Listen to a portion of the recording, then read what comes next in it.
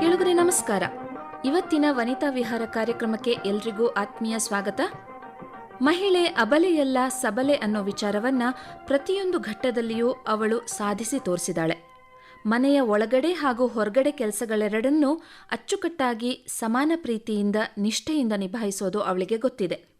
ಇಂತಹ ಒಬ್ಬ ಸಾಧಕಿ ಇವತ್ತಿನ ವನಿತಾ ವಿಹಾರ ಕಾರ್ಯಕ್ರಮದಲ್ಲಿ ನಮ್ಮ ಜೊತೆ ಇದ್ದಾರೆ. ನಮ್ಮ ಜೊತೆ ಇವತ್ತು ನಿರೂಪಕಿ ರಾಧಾ ಶಾನುಭೋಗ್ ಅವರು ಅವರ ವೃತ್ತಿಜೀವನ, ಹವ್ಯಾಸಗಳು, ಪ್ರವೃತ್ತಿಗಳ ಬಗ್ಗೆ ನಮ್ಮೊಂದಿಗೆ ಮಾತನಾಡಲಿದ್ದಾರೆ. ರಾಧಾ ಅವರೇ, ಕಾರ್ಯಕ್ರಮಕ್ಕೆ ಸ್ವಾಗತ. ನಮಸ್ಕಾರ. ನಮಸ್ಕಾರ ಆಶಾ ಅವರೇ. ನೀವು ತುಂಬ ಮಹಿಳೆಯರಿಗೆ ಮಾದರಿ, ಎಕ್ಸಾಂಪಲ್ ಸೆಟ್ ಮಾಡಿದ್ದೀರಾ. ಹಾಗೆ ನಮ್ಮ ಕೇಳುಗರು ಕೂಡ ಕುತೂಹಲದಿಂದ ಕಾಯ್ತಾ ಇದ್ದಾರೆ ನಿಮ್ಮ ಬಗ್ಗೆ ತಿಳ್ಕೊಳ್ಳೋಕ್ಕೆ. ಹೇಳಿ, ನಿಮ್ಮ ಬಗ್ಗೆ ನಮ್ಮ ಕೇಳುಗರಿಗೆ ಸ್ವಲ್ಪ. ಖಂಡಿತ. ಮೊದಲಿಗೆ ಮಾತೆ ದೇವಿ ಮಧುರ ಮಾತೆ ಸತ್ಯಪ್ರಕಾಶಿನಿ ಅನ್ನುವಂಥ ಒಂದು ಮಾತಿದೆ. ಅಂದರೆ ಮಾತೆ ಜನಮನದ ನುಡಿ, ಮಾತೆ ಎಲ್ಲ ಜನರ ಸ್ಪಂದನ ಅನ್ನುವಂಥ ಒಂದು ಈ ನುಡಿಯೊಂದಿಗೆ ನನ್ನ ಮಾತನ್ನು ಇವತ್ತು ಆರಂಭ ಮಾಡ್ತಾ ಇದ್ದೀನಿ. ನನ್ನ ಮೂಲತಃ ನಾನು ಶೃಂಗೇರಿಯವಳು. ನನ್ನ ಶೈಕ್ಷಣಿಕ ದಿನಗಳನ್ನೆಲ್ಲ ನಾನು ಶಿವಮೊಗ್ಗದಲ್ಲಿ ಕಳೆದು ಈಗ ಬೆಂಗಳೂರಿಗೆ ಬಂದು ಇಲ್ಲಿ ನನ್ನ ವೃತ್ತಿಯನ್ನು ಆರಂಭ ಮಾಡಿ, ವೃತ್ತಿ ಅಂದರೆ ನಾನೊಬ್ಬ ಸಾಫ್ಟ್ವೇರ್ ಇಂಜಿನಿಯರ್.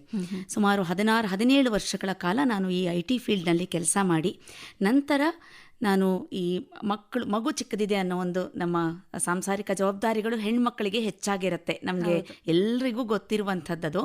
ಅದನ್ನೆಲ್ಲದನ್ನು ನಿಭಾಯಿಸ್ಕೊಂಡು ನಾವು ವೃತ್ತಿಯನ್ನು, ನಮ್ಮ ಮನೆ, ಮಕ್ಕಳು, ಅಡುಗೆ ಇದನ್ನೆಲ್ಲವನ್ನು ನೋಡ್ಕೊಂಡು ಹೋಗೋದು ನಾವು ಹೆಣ್ಮಕ್ಳಿಗೆ ಇತ್ತೀಚಿನ ದಿನಗಳಲ್ಲಿ ತುಂಬ ಕಷ್ಟ ಆಗ್ತದೆ. ಯಾಕೆ ಅಂದರೆ ನಮಗೆ ಬೆಂಗಳೂರು ಟ್ರಾಫಿಕ್ ಗೊತ್ತಿದೆ, ಇದೆಲ್ಲ ಬಹಳ ಚಾಲೆಂಜಸ್ ಇರುತ್ತೆ ನಮಗೆ, ತುಂಬ ಕಷ್ಟ ಆಗುತ್ತೆ. ಖಂಡಿತ ಹೌದು. ಆದ್ದರಿಂದ ಇದನ್ನು ಬ್ಯಾಲೆನ್ಸ್ಡಾಗಿ ಮಾಡ್ಕೊಂಡು ಹೋಗಬೇಕಂದ್ರೆ, ಅದರಲ್ಲೂ ಈ IT ಇಂಡಸ್ಟ್ರಿ ಅಂತಂದರೆ ನಿಮಗೂ ಗೊತ್ತಿರುತ್ತೆ, ತುಂಬ ಪ್ರೆಷರ್ ಇರುವಂಥ ಒಂದು ಕೆಲಸ, ಅದು ಕ್ಷೇತ್ರ. ಅದನ್ನು ಆಯ್ಕೆ ಮಾಡ್ಕೊಂಡಿರುವಂಥ ಹೆಣ್ಮಕ್ಳಿಗೆ ಬೇರೆ ಏನು ಮಾಡೋದು ಜೀವನದಲ್ಲಿ ಬಹಳ ಕಷ್ಟ ಸಾಧ್ಯ. ನಾನು ಕೂಡ ಅಂಥ ಒಂದು ಕ್ಯಾಟಗರಿಗೆ ಸೇರಿರೋಳೇನೆ. ಅದರಿಂದ ಒಂದು ಅನುಭವದ ಮೂಲಕ ಹೇಳ್ತಾ ಇದ್ದೀನಿ. ಯಾವುದೋ ಒಂದು ಹಂತದಲ್ಲಿ, ಯಾವುದೋ ಒಂದು ಮಟ್ಟದಲ್ಲಿ ಜೀವನದಲ್ಲಿ ನಮಗಿದು ಸಾಕು ಅನಿಸುತ್ತೆ. ಹಾಗೆ ನನಗೂ ಅನ್ನಿಸ್ತು. ಆಗಲ್ಲ, ನಮಗೆ ಮ್ಯಾನೇಜ್ ಮಾಡೋದಕ್ಕೆ ಸಾಧ್ಯ ಆಗೋದಿಲ್ಲ. ಅದು ಮಕ್ಕಳು ನಮ್ಮ ಜೀವನದಲ್ಲಿ ಪ್ರವೇಶ ಮಾಡಿದ್ಮೇಲೆ ಸಾಧ್ಯನೇ ಇಲ್ಲ ಇದನ್ನು ಮಾಡೋದು ಅಂತ ಅನ್ನಿಸ್ಬಿಡುತ್ತೆ.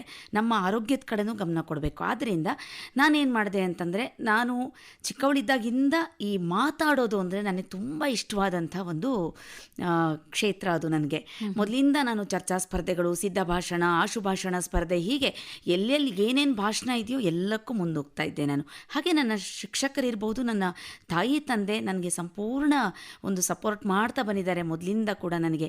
ನಾನು ಹೀಗೆ ಹೋಗ್ತಾ ಹೋಗ್ತಾ ಸ್ಕೂಲು, ಕಾಲೇಜು ಮತ್ತು ಯೂನಿವರ್ಸಿಟಿ ಲೆವೆಲ್ನಲ್ಲಿ ನಾನು ಸ್ಟೇಟ್ ಲೆವೆಲ್ನಲ್ಲಿ ಮತ್ತು ಸೌತ್ ಝೋನ್ನ ಪ್ರೆಸೆಂಟ್ ಮಾಡಿದ್ದೆ.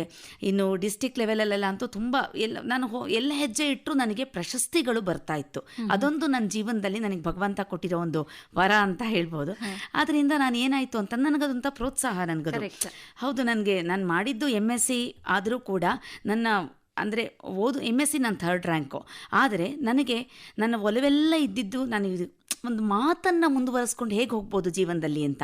ಆದರೆ ಏನಾಯಿತು ಅಂತಂದರೆ, ನಾನು as soon as I completed my masters, ನನಗೆ ಹೀಗೆ ನಾನು IT ಇಂಡಸ್ಟ್ರಿಗೆ ಎಂಟ್ರಾಗ್ಬಿಟ್ಟೆ ನಾನು. ಯಾರೊಬ್ರು ಈಗ ಎಷ್ಟಾದರೂ ನಮಗೊಂದು, ಈಗ ಹೆಣ್ಮಕ್ಳೇ ಇರ್ಬೋದು, ಗಂಡ್ಮಕ್ಳೇ ಇರ್ಬೋದು, ನಮ್ಗೆ ಏನು ಅನ್ಸುತ್ತೆ ಅಂತಂದರೆ, ನಾವು ಫಸ್ಟು ಒಂದು ಕೆಲಸಕ್ಕೆ ಸೇರ್ಕೊಂಡ್ಬಿಡ್ಬೇಕು. ಓದಿದ ತಕ್ಷಣ ಒಂದು ಕೆಲಸಕ್ಕೆ ಅದು ನನ್ನ ಮನಸ್ಸಿನಲ್ಲೂ ಇತ್ತು. ಹೀಗೆ ಯಾರೊಬ್ರು ನನಗೆ ರೆಫರ್ ಮಾಡಿದ್ರು, ನಾನು IBMನಲ್ಲಿ ಕೆಲಸಕ್ಕೆ ಸೇರಿಕೊಂಡೆ. ಅಲ್ಲಿಂದ ಶುರುವಾಗಿರುವಂಥ ನನ್ನ ವೃತ್ತಿ ಜೀವನ 17 ವರ್ಷಗಳ ಕಾಲ ನಿಲ್ಲೇ ಇಲ್ಲ. ಅದು 2006ರಲ್ಲಿ ನಾನು ಶುರು ಮಾಡಿದ್ದು. ಎಲ್ಲೂ ಕೂಡ ಒಂದು ಬ್ರೇಕ್ ಆಗಲಿ, ಒಂದು ದಿನ ಕೂಡ ಒಂದು ಬ್ರೇಕ್ ತೊಗೊಂಡೋಳಲ್ಲ. ಮಕ್ಕಳು ಹುಟ್ಟಿದಾಗಲೂ ಕೂಡ ಹಾಗೆ ನಮ್ಮ ತಾಯಿಯ ಸಂಪೂರ್ಣ ಸಹಕಾರ ನನಗೆ ಇದರಲ್ಲಿ ಸಿಕ್ಕಿದೆ. ಈ ಸಂದರ್ಭದಲ್ಲಿ ಅವ್ರನ್ನ ನಾನು ನೆನೆಸ್ಕೊಳ್ಳೋದಕ್ಕೆ ಇಷ್ಟಪಡ್ತೀನಿ. ಆದ್ದರಿಂದ ನನಗೆಲ್ಲೂ ಕೂಡ ಒಂದು ಬ್ರೇಕ್ ಆಗೋದಕ್ಕೆ ಸಾಧ್ಯ ಆಗಲಿಲ್ಲ. ಇದನ್ನೇ ಮಾಡ್ಕೊಂಡದೆ. ಆಗ ನಾನು ನನ್ನ ಈ ಒಂದು ಆಸಕ್ತಿ ಏನಿತ್ತು, ನನಗೆ ಈ ಮಾತನಾಡುವಂಥ ಒಂದು ಏನಿತ್ತು, ಅದನ್ನು ನನಗದು ಕಲೆ ಅದು ಒಂಥರ ಮರ್ತು ಹೋದಂಗಾಯ್ತು. ಯಾಕೆಂದರೆ ನಾನು ಹೇಳದ್ನಲ್ಲ, IT ಇಂಡಸ್ಟ್ರಿಗೆ ಬಂದಮೇಲೆ ಮುಗೀತು, ನಾವೆಲ್ಲದನ್ನೂ ಮರಿಬೇಕು. ಆಫೀಸು, ಮನೆ, ಮಕ್ಕಳು, ಅಡುಗೆ ಇಷ್ಟಲ್ಲೇ ಮುಗ್ದೋಗತ್ತೆ. ಆಯಿತಾ? ಈಗ ಮಹಿಳೆಯರಿಗೆ ಮಕ್ಕಳಿಗೋಸ್ಕರ ಅಥವಾ ಮನೆಗೋಸ್ಕರ ಅಥವಾ ವೃತ್ತಿಯಲ್ಲೂ ಸಾಧನೆ ಮಾಡಬೇಕಂತಲೇ ಇರುತ್ತೆ. ಎಲ್ಲರನ್ನೂ ಚೆನ್ನಾಗಿ ನೋಡ್ಕೋಬೇಕು, ನಮ್ಮ ಜೊತೆ ಎಲ್ಲರೂ ಚೆನ್ನಾಗಿರಬೇಕು ಅನ್ನೋ ಭಾವನೆ ಇರುತ್ತೆ. ಆದರೆ ಕೆಲವು ಕಾಂಟ್ರಿಬ್ಯೂಟಿಂಗ್ ಫ್ಯಾಕ್ಟರ್ಸ್ ಇರ್ತಾವಲ್ಲ.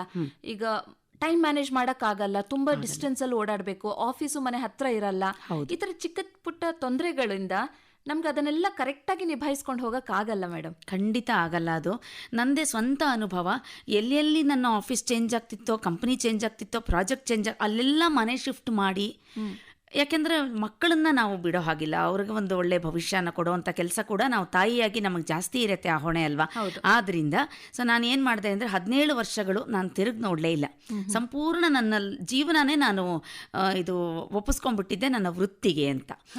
ಆದ್ದರಿಂದ ಅದು ಈಗೇನಾಯಿತು ಅಂತಂದರೆ, ನನಗೆ ಇನ್ನೊಬ್ಬ ಚಿಕ್ಕ ಮಗ ಈಗ ಹುಟ್ಟಿದಾಗ ಅವನಿಗೆ ನನಗೆ ಇದು ಮೊದಲ ಮಕ್ಕಳನ್ನು ನೋಡಿಕೊಂಡು 2 ಮಕ್ಕಳು, ಈ 3ನೇ ಮಗುನು ನೋಡ್ಕೊಳ್ಳೋದು ನನಗೆ ತುಂಬ ಕಷ್ಟ ಅನ್ನಿಸ್ತು. ಅದು ಈ ಆಫ್ಟರ್ ಇದು ಕೋವಿಡ್ ಎಲ್ಲ ಮುಗಿದ್ಮೇಲೆ ಆಫೀಸಿಗೆ ಬರಬೇಕು ಡೈಲಿ, ಅದೊಂದು ನಮಗೆ ಬ್ರೇಕ್ ಸಿಕ್ಕಂಗಾಯ್ತು. ಕೋವಿಡ್ ಟೈಮ್ನಲ್ಲಿ ವರ್ಕ್ ಫ್ರಮ್ ಹೋಮ್ ಇತ್ತು, ಹೇಗೋ ಮ್ಯಾನೇಜ್ ಮಾಡಿದ್ವಿ. ಬಟ್ ಆಮೇಲೆ ನಮಗೆ ಹೈಬ್ರಿಡ್ ಅಂತ ಇದ್ದರೂ ಕೂಡ ವಾರದಲ್ಲಿ 3 ದಿನ 4 ದಿನ ಆಫೀಸಿಗೆ ಬರಬೇಕು ಅಂದರೆ, ಬೆಂಗಳೂರು ನಿಮಗೆ ಗೊತ್ತಿದೆ, ಎಲ್ಲ ಆಫೀಸ್ಗಳು IT ಕಂಪ್ನಿಗಳಿರೋದು ವೈಟ್ ಫೀಲ್ಡಲ್ಲಿ. ಆದ್ದರಿಂದ ಇದು ತುಂಬ ಕಷ್ಟ ಅಂತ ಅನಿಸಿದ್ರಿಂದ ನಾನು ರಿಸೈನ್ ಮಾಡಬೇಕಾಯ್ತು ಕೆಲಸಕ್ಕೆ. ಈಗ ಒಂದು 2 ವರ್ಷ ಆಗಿದೆ ನಾನು ಕೆಲಸಕ್ಕೆ ರಿಸೈನ್ ಮಾಡಿ. ಆಮೇಲೆ ನಾನು 2 ವರ್ಷಕ್ಕಿಂತ ಮುಂಚೆ ನಾನು ಕೆಲಸದಲ್ಲಿ ಇದ್ದಾಗಲೇ ಅದಕ್ಕಿಂತ 1.5 ವರ್ಷ ಮುಂಚೆ ನಾನು ನನ್ನ ಏನು ಪ್ರವೃತ್ತಿ ಇದೆಯಲ್ಲ ಅದನ್ನು ಆರಂಭ ಮಾಡಿಕೊಂಡೆ. ಅದು ಹೆಂಗೆ ಆರಂಭ ಮಾಡಿಕೊಂಡೆ ಅಂತಂದರೆ, ಅದು ನಮ್ಮ ಅತ್ತೆ ಅವರು ಹೋಗ್ಬಿಟ್ರು. ಅವರ ವರ್ಷಾಂತಿಕ ಕಾರ್ಯಕ್ರಮ ಇರುತ್ತಲ್ಲ, ಆಗ ನಾನು ಈ ಕಾರ್ಯಕ್ರಮವನ್ನು ಮಾಡೋಣ ಅಂತ ಅಂದ್ಬಿಟ್ಟು ಒಂದಷ್ಟು ಜನ ಬಂದು ಮಾತಾಡ್ತೀವಿ, ಅನಿಸಿಕೆ ಹೇಳ್ತೀನಿ ಅಂತಾಗ ನಾನು ಆ್ಯಂಕರಿಂಗ್ ಮಾಡಿದೆ. ಆಗ ನನಗೆ ಅನ್ನಿಸ್ತು, ಇದು ಒಂದು ಕ್ಷೇತ್ರ ಇದೆ, ನಾನು ನನ್ನ ಮಾತನಾಡುವ ಕಲೆನ ನಾನು ಈ ಆ್ಯಂಕರಿಂಗ್ನಲ್ಲಿ ನಾನು ರೂಪಿಸ್ಕೋಬಹುದು ಅಂತ, ಈ ನಿರೂಪಣಾ ಕ್ಷೇತ್ರದಲ್ಲಿ ಮಾಡ್ಕೋಬಹುದು ಅಂತ. ಅದು ನನ್ನ ನಿರೂಪಣಾ ಒಂದು ಜೀವನಕ್ಕೆ ಮೊದಲ ಘಟ್ಟ ಅಂತ ಹೇಳ್ಬೋದು, ಮೊದಲ ಹೆಜ್ಜೆ ಅಂತ ಹೇಳ್ಬೋದು. ರಾಧಾ ಅವರೇ, ಈಗ ಆ್ಯಂಕರಿಂಗ್ ಆರಂಭಿಸಬೇಕು ಅಂತ ಆ ಟೈಮಲ್ಲೇನೋ ನಿಮಗೆ ಅನ್ನಿಸ್ತು, ಬಟ್ ಅದನ್ನು ಕೆರಿಯರ್ ಆಗಿ ತಗೋಬೇಕು ಅಂತ ಅಂದ್ಕೊಂಡು ನೀವು ಆರಂಭ ಮಾಡಿದ್ರಾ? ಖಂಡಿತ ಇಲ್ಲ. ನಾನು ನಿಮ್ಗೆ ಹೇಳಿದ ಹಾಗೆ ನನಗೆ ಕೆಲಸ ಆಗಲ್ಲ ಅಂತ ಬಿಟ್ಟಿದ್ದಾಯಿತು. ಬಟ್ ಮುಂದೇನು ಅನ್ನೋ ಪ್ರಶ್ನೆ ಇರುತ್ತೆ. ಈಗ ವರ್ಕಿಂಗ್ ವಿಮೆನ್ಗೆ ನಾವು ಕೆಲಸ ಬಿಟ್ಟು ಮನೇನೇ ನೋಡ್ಕೊಂಡಿರ್ತೀವಿ ಅಂದರೆ ತುಂಬ ಚಾಲೆಂಜಿಂಗ್, ಅದಿನ್ನೂ ಕಷ್ಟ ನಮಗದು. ಆದ್ದರಿಂದ ಇದು ವೃತ್ತಿಯಾಗಿ ತಗೋಬೇಕು ಅಂತ ಇಲ್ಲ. ನಾನದು ನನಗೆ ನನ್ನ ಹಳೆಯ ಬಾಲ್ಯದ ನೆನಪುಗಳೆಲ್ಲ ಬಂತು. ಹೌದಲ್ವಾ, ನಾನು ಇಷ್ಟು ಚೆನ್ನಾಗೆಲ್ಲ ಮಾತಾಡ್ತಾ ಇದ್ದೆ, ನಾನು ಇದನ್ನು ನಾನು ಕಂಟಿನ್ಯೂ ಮಾಡೋಣ, ನನಗಿವಾಗ ಕೆಲಸನೂ ಇಲ್ಲ, ನನ್ನ ಮಕ್ಕಳು ನೋಡ್ಕೊಂಡು ಇದನ್ನು ಮಾಡಬಹುದು ಅಂತ. ಅದಕ್ಕೆ ಸರಿಯಾಗಿ ಜನ ನನ್ನನ್ನು ಗುರುತಿಸ್ತಾ ಬಂದರು. ಈಗ ಒಂದು ಕಾರ್ಯಕ್ರಮ ಆಯಿತು, ಇದು ಅಲ್ಲಿ ಒಂದಷ್ಟು ಜನ ನನ್ನ ಫೋನ್ ನಂಬರ್ ತೊಗೊಂಡ್ರು, ಶೇರ್ ಮಾಡಿಕೊಂಡ್ರು, ಅವ್ರ ಕಾರ್ಯಕ್ರಮಗಳಿಗೆ ಕರೆಯೋದಕ್ಕೆ ಶುರು ಮಾಡಿದ್ರು. ಹೀಗಾಗಿ ಈಗ ಸುಮಾರು ಒಂದು 150ರಿಂದ 200 ಕಾರ್ಯಕ್ರಮಗಳಿಗಿಂತ ಹೆಚ್ಚಿನ ಕಾರ್ಯಕ್ರಮಗಳನ್ನು ನಾನು ಮಾಡಿದ್ದೀನಿ. ವೃತ್ತಿಯಾಗಿ ಅಲ್ಲ, ಪ್ರವೃತ್ತಿಯಾಗಿಯೇ ಮಾಡಿದ್ದೀನಿ. ಅಂದರೆ ಇದು ನಮ್ಮ ಆಸಕ್ತಿ ಅಂತ ಒಂದು ಇರುತ್ತಲ್ವ, ಯಾರಿಗಾದರೂ ಒಂದು ಭಗವಂತ ಒಂದು ವೃತ್ತಿ ಜೊತೆಗೆ ಒಂದು ಪ್ರವೃತ್ತಿನ ಕೊಟ್ಟು ಕಳಿಸಿರ್ತಾನೆ. ಹಾಗೆ ನಾನು ಇದನ್ನು ನನ್ನ ಪ್ರವೃತ್ತಿ ಅಂತ ಗುರುತಿಸ್ಕೊಳ್ಳೋದಕ್ಕೆ ನನಗಿಷ್ಟು ವರ್ಷ ಬೇಕಾಯಿತು ನನಗೆ. ಸೊ ಈ ರೀತಿಯ ಪ್ರವೃತ್ತಿಯಾಗಿಯೇ ಅದನ್ನ ಈಗ ನಾನು ಮುಂದುವರಿಸ್ತಾ ಇದ್ದೀನಿ. ಆದರೆ ಇದು ಕೊಟ್ಟಿರುವಂಥ ಆತ್ಮತೃಪ್ತಿ, ಆತ್ಮಸಂತೋಷ ಇದೆಯಲ್ಲ, ಅದು ನನಗೆ ಯಾವುದರಲ್ಲೂ ಸಿಗ್ತಾ ಇಲ್ಲ. ಈಗ ನಾನು ಮನೇನೂ ನೋಡ್ಬೋದು, ಮಕ್ಕಳನ್ನು ನೋಡ್ಬೋದು, ಅಡುಗೆ ತಿಂಡಿನೂ ಮಾಡ್ಬೋದು, ಜೊತೆಗೆ ನಾನು ಇದನ್ನು ಮಾಡ್ಕೊಂಡು ಹೋಗಬಹುದು ಅಂತ ಅನಿಸಿದ್ರಿಂದ ನಾನು ಇದನ್ನು ಕಂಟಿನ್ಯೂ ಮಾಡ್ತಾ ಇದ್ದೀನಿ. ಎಲ್ಲಕ್ಕಿಂತ ಹೆಚ್ಚಾಗಿ ನನಗೆ ಇದರಲ್ಲಿ ಸಂತೋಷ ಇದೆ ನನಗೆ. ಆಮೇಲೆ ಅದನ್ನು ಆ ಟೈಮ್ ಚೂಸ್ ಮಾಡೋಕ್ಕೆ ನಿಮ್ಮ ಹತ್ರ ಫ್ರೀಡಮೂ ಇರುತ್ತೆ. ಹೌದು ಅಲ್ವಾ, ಖಂಡಿತ ಆ ಸ್ವಾತಂತ್ರ್ಯ ಅನ್ನೋದು ಇರುತ್ತೆ. ನೀವು ಆ್ಯಂಕರಿಂಗ್ ಶುರು ಮಾಡಿದ್ದು 2019ರಿಂದ ಅಂತ ಹೇಳಿದ್ರೆ, ಸುಮಾರು 6-7 ವರ್ಷ ಆಗಿರಬಹುದು. ಒಂದು 2020ರಿಂದ ಶುರು ಮಾಡಿದ್ದೀನಿ. ಹೌದು. ಈಗ ಈ ನಿರೂಪಕಿಯಾಗಿ ನಿಮ್ಮ ಪ್ರವೃತ್ತಿಯನ್ನು ಮುಂದುವರಿಸ್ಕೊಂಡು ಹೋಗ್ತಾ ಇದ್ದೀರಾ. ಇನಿಷಿಯಲ್ ಡೇಸ್ ಅಲ್ಲಿ ನಿಮಗೆ ಎದುರಾದ ಸವಾಲುಗಳ ಬಗ್ಗೆ ಏನಾದರೂ ಹೇಳ್ತೀರಾ? ಹೌದು, ಪ್ರತಿಯೊಂದು ಕ್ಷೇತ್ರದಲ್ಲೂ ನಮಗೆ ಚಾಲೆಂಜಸ್ ಇದ್ದೇ ಇರುತ್ತೆ, ಅದು ಯಾರನ್ನೂ ಬಿಡಲ್ಲ. ನಿರೂಪಣಾ ಕ್ಷೇತ್ರದಲ್ಲೂ ಅಷ್ಟೇನೆ. ಹೇಗೆ ಅಂದರೆ, ನೀವು ಒಂದು ಕಾರ್ಯಕ್ರಮ, ನಾನೀಗ ಒಂದು ಏನು ಹೇಳಕ್ಕೆ ಹೊರಟಿದ್ದೀನಿ ಅಂದರೆ, ಒಂದು ವಿಮಾನ ಸಾಗಬೇಕು ಅಂದರೆ ಪೈಲಟ್ನ ಪಾತ್ರ ಎಷ್ಟು ಮುಖ್ಯ ಆಗಿರುತ್ತೆ, ಒಂದು ಹಡಗು ಸಾಗಬೇಕು ಅಂದರೆ ನಾವಿಕನ ಪಾತ್ರ ಎಷ್ಟು ಮುಖ್ಯ ಆಗಿರುತ್ತೆ, ಒಂದು ಸಂಸಾರದಲ್ಲಿ ಯಜಮಾನ ಅಥವಾ ತಾಯಿ ಅನ್ನೋಳ ಪಾತ್ರ ಎಷ್ಟು ಮುಖ್ಯ ಆಗಿರುತ್ತೆ. ಹಾಗೆ ಯಾವುದೇ ಒಂದು ಯಶಸ್ವಿ ಕಾರ್ಯಕ್ರಮ ಆಗಬೇಕು ಅಂದರೆ ನಿರೂಪಕಿ ಅಥವಾ ನಿರೂಪಕರ ಪಾತ್ರ ಬಹಳ ಮುಖ್ಯವಾಗಿರುತ್ತೆ. ಯಾಕೆಂದರೆ ಎಲ್ಲ ಕಾರ್ಯಕ್ರಮಗಳು ತುಂಬ ಸಂಭ್ರಮದಿಂದ ಇರುತ್ತೆ, ತುಂಬ ಚೆನ್ನಾಗಿರುತ್ತೆ ಅಂತ ಇಲ್ಲ ಅಲ್ವಾ. ಸುಮಾರು ಕಾರ್ಯಕ್ರಮಗಳಲ್ಲಿ ನಾವು ಬರೀ ಗೆಸ್ಟ್ಗಳದ್ದು ಭಾಷಣ ಮಾತ್ರ ಇರುತ್ತೆ, ಬೋರಿಂಗ್ ಆಗಿರುತ್ತೆ ಅಲ್ವಾ. ಆದ್ದರಿಂದ ನಾವು ಈ ನಿರೂಪಣೆ ಅನ್ನೋದು ಹೇಗೆ ಅಂತಂದರೆ, ವೇದಿಕೆ ಮತ್ತು ಪ್ರೇಕ್ಷಕರ ನಡುವೆ ನಾವು ಸೇತುವೆಯನ್ನು ಕಟ್ಟಿಕೊಡ್ಬೇಕಾಗತ್ತೆ. ಈ ನಿರೂಪಕರು ಅನ್ನೋರು ಕಾರ್ಯಕ್ರಮದ ಧ್ವನಿಯಾಗಿರ್ತಾರೆ, ಕಾರ್ಯಕ್ರಮದ ಹೃದಯ ಆಗಿರ್ತಾರೆ. ಆದ್ದರಿಂದ ಚಾಲೆಂಜಸ್ ಏನು ಅಂತಂದರೆ, ನಾವು ಎಲ್ಲೂ ಕೂಡ ಕಾರ್ಯಕ್ರಮಕ್ಕೆ ಬಂದಿರುವಂಥ ವೀಕ್ಷಕರಿಗೆ, ಪ್ರೇಕ್ಷಕರಿಗೆ ನಾವು ಬೇಸರ ಮಾಡಬಾರ್ದು. ಅವರಿಗೆ ಕಾರ್ಯಕ್ರಮ ನಡೀತಾ ಇರೋ ಕಾರ್ಯಕ್ರಮ ಬೇಸರ ತರಿಸಿದ್ರು ಕೂಡ ನಿರೂಪಕರಿಗೆ ಆ ಹೊಣೆ ಇರುತ್ತೆ. ಅವರನ್ನು ನಾವು ಜೀವಂತವಾಗಿ ಕೂರಿಸಿರ್ಬೇಕು, ಒಂದು ಕಾರ್ಯಕ್ರಮವನ್ನು ಜೀವಂತಗೊಳಿಸಬೇಕು. ಆ ಒಂದು ಚಾಲೆಂಜ್ ನಮಗಿರುತ್ತೆ.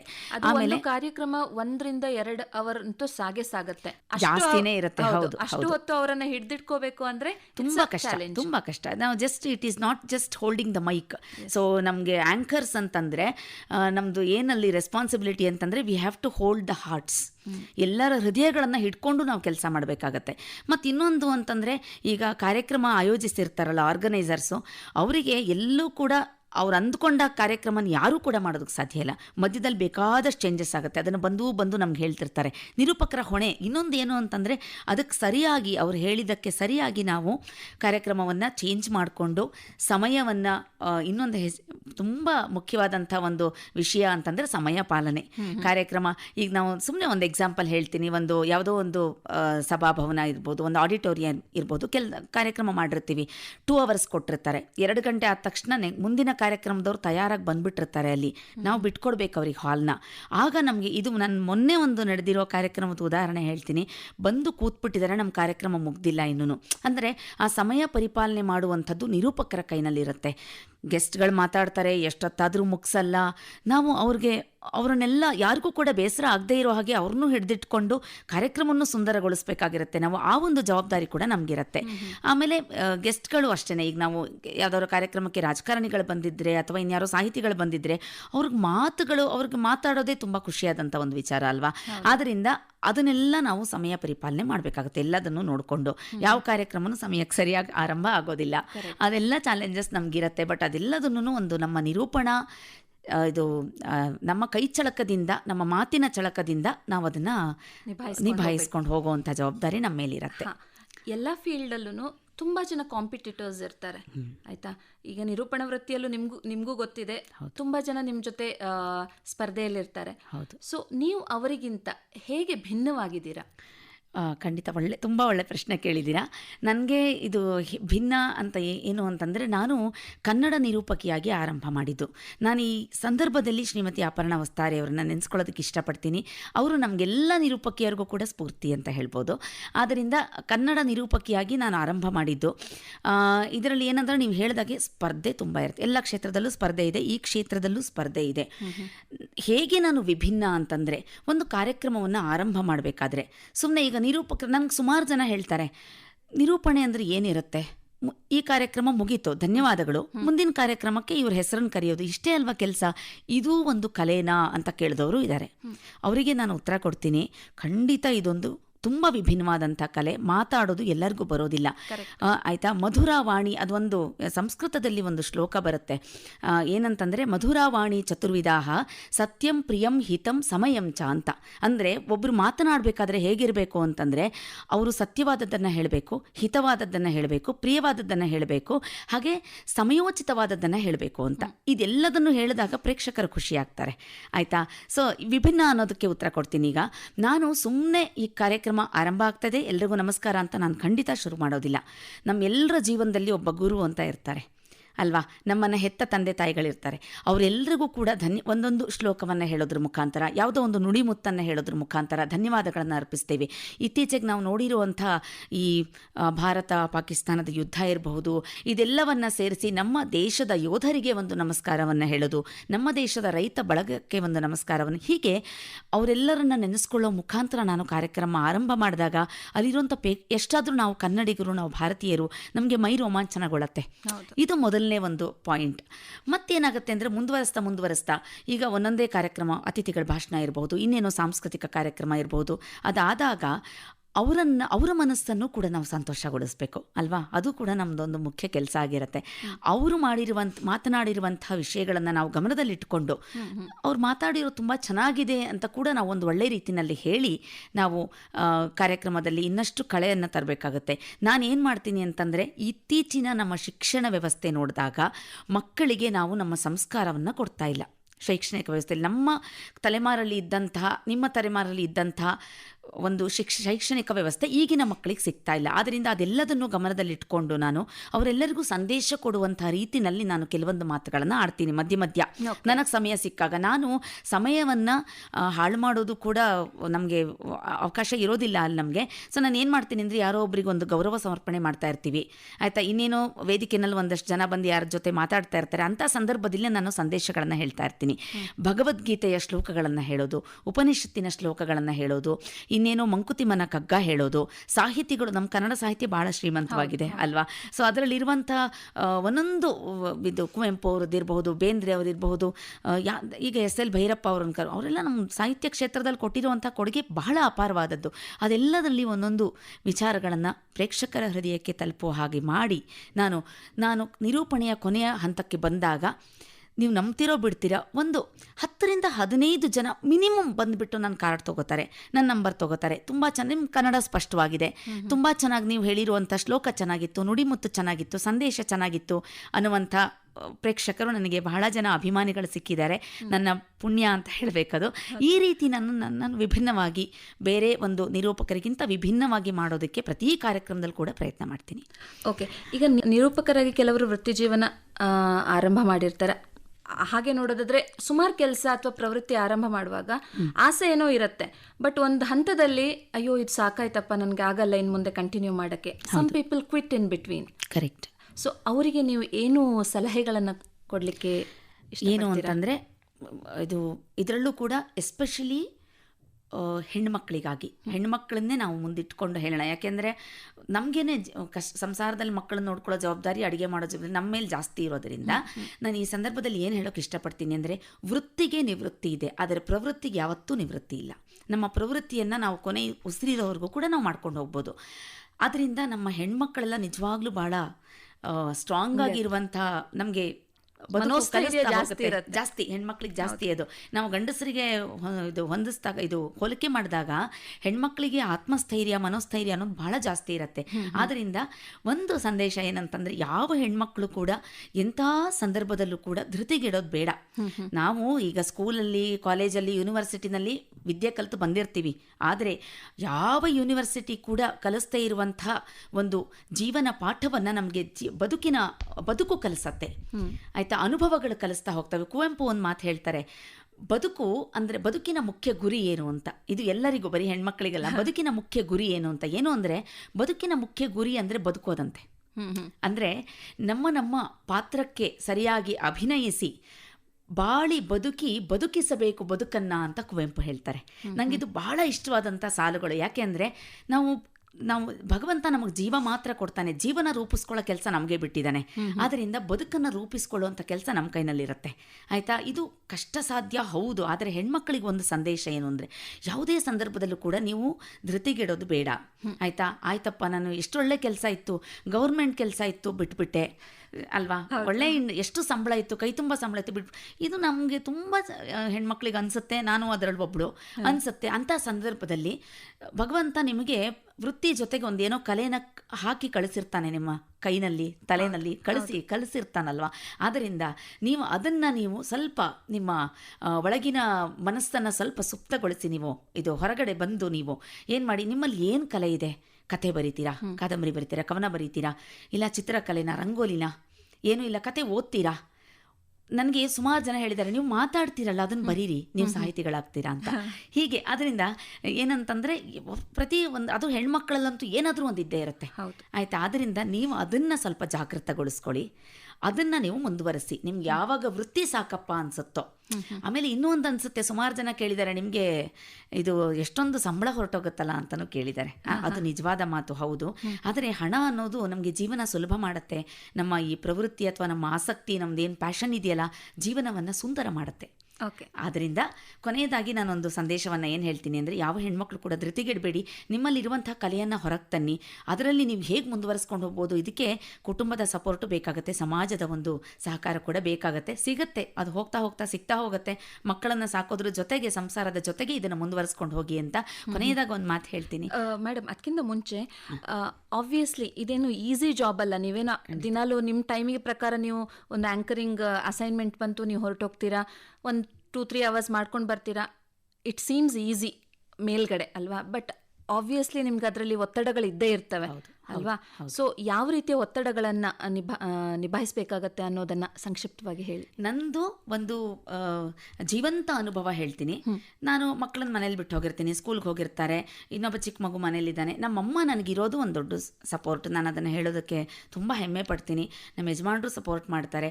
ಈ ಸಂದರ್ಭದಲ್ಲಿ ಏನು ಅಂತಂದರೆ, ನಾನೊಂದು ಆ್ಯಂಕರಿಂಗಿಗೆ ಹೋಗಿದ್ದೆ ಅಂದರೆ ಫೋನ್ ಬರ್ತಾ ಇರುತ್ತೆ ನನಗೆ, ಮಕ್ಕಳು ಮಾಡ್ತಾರೆ, ಇಲ್ಲ ಅಮ್ಮ ಮಾಡ್ತಾರೆ, ಇದು ಅದೆಲ್ಲಿದೆ ಇದೆಲ್ಲಿದೆ, ನಾನೇ ಮಾಡ್ತೀನಿ. ಮನೆಗೆ ಬಂದ, ಸ್ಕೂಲಿಂದ ಮನೆಗೆ ಬಂದ, ಮಗು ಬಂದ, ಈ ಥರದ ಪ್ರಶ್ನೆಗಳು ನಮಗೆ ಟೆನ್ಷನ್ ಇದ್ದೇ ಇರುತ್ತೆ. ಆ ಒತ್ತಡದಲ್ಲೇ ನಾವು ಕೆಲಸ ಮಾಡ್ತಿರ್ತೀವಿ.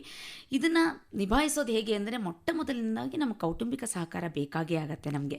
ನಮ್ಮ ಜೊತೆ ಯಾರು ಇರ್ತಾರೆ ನಮ್ಮ ಕುಟುಂಬದಲ್ಲಿ, ಅವ್ರ ಸಹಕಾರ ಇಲ್ಲದೆ ನಾವು ಮಾಡೋದಕ್ಕೆ ಸಾಧ್ಯ ಇಲ್ಲ. ಅದು ಬೇಕಾಗತ್ತೆ ನಮಗೆ. ಜೊತೆಗೆ ನಾವಲ್ಲಿ ಹೋದಾಗ ಇನ್ನೊಂದೇನು ಅಂದರೆ, ನಾವೇ ಅದನ್ನು ನಮ್ಮಲ್ಲೇ ಒಂದು ಡೆವಲಪ್ ಮಾಡ್ಕೋಬೇಕಾಗತ್ತೆ. ಒಂದು ಕಾರ್ಯಕ್ರಮ ನಾವು ಅಟೆಂಡ್ ಮಾಡ್ತಾ ಇದ್ದೀವಿ ಅಂದರೆ ಒಂದು 2 ಗಂಟೆಗಳ ಕಾಲ ನಾನು ಇಲ್ಲಿ ಕೊಡೋಣ, ನನ್ನ ಇದು ಕೊಟ್ಬಿಡ, ನನ್ನ ಮನಸ್ಸನ್ನು ನನ್ನ ಸಂಪೂರ್ಣವಾಗಿ ಇಲ್ಲಿ ಕೊಟ್ಬಿಡಬೇಕು ಕಾರ್ಯಕ್ರಮಕ್ಕೆ, ಇಲ್ಲಾಂದ್ರೆ ಅಲ್ಲೂ ಕೂಡ ನಾನು ನ್ಯಾಯ ಕೊಟ್ಟಾಗೋದಿಲ್ಲ ಅಂತಂದ್ಬಿಟ್ಟು. ಅದಕ್ಕೆ ನಾವು ಮನಸ್ಸು ಮಾಡಬೇಕು ಅಂದರೆ ನಮ್ಗೆ ತುಂಬ ಧೈರ್ಯ ಬೇಕು. ಯಾಕೆಂದರೆ ಮನೆ ಕಡೆನೇ ಯೋಚನೆ ಇರುತ್ತೆ. ಅದು ಇರೋದರಿಂದನೇ ನಾವು ನಮ್ಮ ಕೆಲಸ ಬಿಟ್ಟಿರ್ತೀವಿ, ನಮ್ಮ ವೃತ್ತಿನ ನಾವು ಬಿಟ್ಟಿರೋದೇ ಅದಕ್ಕೋಸ್ಕರ ಅಲ್ವಾ. ಆದರೂ ಕೂಡ ಇದೆಲ್ಲ ಒತ್ತಡಗಳ ಮಧ್ಯೆ ನಾವು ಮಾಡಬೇಕಾಗುತ್ತೆ.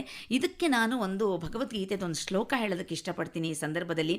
ಉದ್ಧರೇದಾತ್ಮನಾತ್ಮಾನಾಂ ನಾತ್ಮಾನಮವ ಸಾಧಯೇತ್ ಆತ್ಮೈವ ಹ್ಯಾತ್ಮನೋ ಬಂಧುರಾತ್ಮೈವ ರಿಪುನಾತ್ಮಾನಃ ಅಂತ ಒಂದು ಶ್ಲೋಕ ಹೇಳುತ್ತೆ ಭಗವದ್ಗೀತೆನಲ್ಲಿ. ಅದೇನು ಅಂತಂದರೆ, ನಮಗೆ ನಾವೇ ಶತ್ರು, ನಮಗೆ ನಾವೇ ಮಿತ್ರ ಅಂತ. ಅಂದರೆ ಎಂಥ ಸಂದರ್ಭದಲ್ಲೂ ಕೂಡ ನಿನ್ನ ಆತ್ಮವಿಶ್ವಾಸವನ್ನು ನೀನು ಬಿಡಬೇಡ ಅನ್ನೋದು ನನಗಿಲ್ಲಿ ತುಂಬ ಸೂಕ್ತ ಅನ್ನಿಸ್ತು. ಅದರಿಂದ ಇದನ್ನು ಹೇಳಿದೆ. ಅಂದರೆ ನಮ್ಮ ಮನಸ್ಸನ್ನು ನಾವು ಯಾವ ರೀತಿ ನಾವು ಕಂಟ್ರೋಲಲ್ಲಿ ಇಟ್ಕೋತೀವಿ, ನಮ್ಮ ಮನಸ್ಸು ನಮ್ಗೆ ಒಂದ್ಸಲ ಹೇಳುತ್ತೆ ಬಿಟ್ಬಿಡು ಈ ಕೆಲಸ ಬೇಡ ಅಂತ. ಇದು ನೆಗೆಟಿವಿಟಿ. ಇಲ್ಲ, ನಿನ್ನ ಕೈಲಾಗತ್ತೆ, ಮುಂದುವರಿಸು ಅಂತ. ಅದು ನಮಗೆ ಮಿತ್ರನ ರೀತಿ ಒಂದು ಪಾಸಿಟಿವ್ ಆಗಿ ಸಹಾಯ ಮಾಡುತ್ತೆ. ಆದ್ದರಿಂದ ನಮ್ಮ ಮನಸ್ಸನ್ನು ನಾವು ಯಾವ ರೀತಿ ಹಿಡಿತದಲ್ಲಿ ಇಟ್ಕೊಳ್ತೀವೋ ಆ ರೀತಿಯಲ್ಲಿ ನಾವು ಜೀವನವನ್ನು ಮಾಡ್ಕೊಂಡು ಹೋಗ್ಬೋದು. ನಮ್ಮ ಆತ್ಮವಿಶ್ವಾಸನೂ ಯಾವುದೇ ಸಂದರ್ಭದಲ್ಲೂ ಕೂಡ ನಾವು ಕಳ್ಕೊಳ್ಳೋದು ಬೇಡ ಅಂತ ನಾನು ಎಲ್ರಿಗೂ ಒಂದು ಸಂದೇಶವನ್ನು ಈ ಸಂದರ್ಭದಲ್ಲಿ ಹೇಳೋದಕ್ಕೆ ಇಷ್ಟಪಡ್ತೀನಿ. ರಾಧಾ ಅವರೇ, ಈಗ ಮಹಿಳೆಯರು ಸ್ವಾವಲಂಬಿಗಳಾಗೋದ್ರಿಂದ ಅವ್ರು ಮಾತ್ರ ಸ್ಟ್ರಾಂಗ್ ಆಗಲ್ಲ, ಅವ್ರ ಮನೆ ಸ್ಟ್ರಾಂಗ್ ಆಗುತ್ತೆ, ಒಂದು ಸಮಾಜ ಸ್ಟ್ರಾಂಗ್ ಆಗುತ್ತೆ, ಆ್ಯಂಡ್ ದೇಶನೂ ಸ್ಟ್ರಾಂಗ್ ಆಗುತ್ತೆ. ಹೌದು ಅಲ್ವಾ. ನೀವು ಇವತ್ತಿನ ಕಾರ್ಯಕ್ರಮದಲ್ಲಿ ನಮ್ಮ ಮಹಿಳೆಯರಿಗೆ ಆತ್ಮವಿಶ್ವಾಸ ತುಂಬಿದ್ದೀರಾ.